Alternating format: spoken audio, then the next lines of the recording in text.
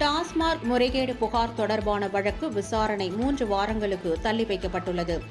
தமிழ்நாட்டில் டாஸ்மாக் கடைகளில் முறைகேடுகள் நடந்துள்ளதாக எழுந்த புகாரினால் கடந்த 2017 முதல் 2024 வரையிலான காலகட்டத்தில் லஞ்ச ஒழிப்பு காவல்துறையினர் மற்றும் பல்வேறு காவல் நிலையங்களில் 41 வழக்குகள் பதிவு செய்யப்பட்டன.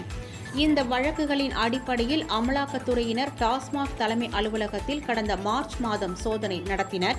இதனிடையே டாஸ்மாக் முறைகேடுகள் தொடர்பாக டாஸ்மாக் மற்றும் அதன் அதிகாரிகளுக்கு எதிராக லஞ்ச ஒழிப்புத்துறை பதிவு செய்துள்ள வழக்குகளை சிபிஐக்கு மாற்றக் கோரி சென்னை உயர்நீதிமன்றத்தில் பொதுநல மனு தாக்கல் செய்யப்பட்டது.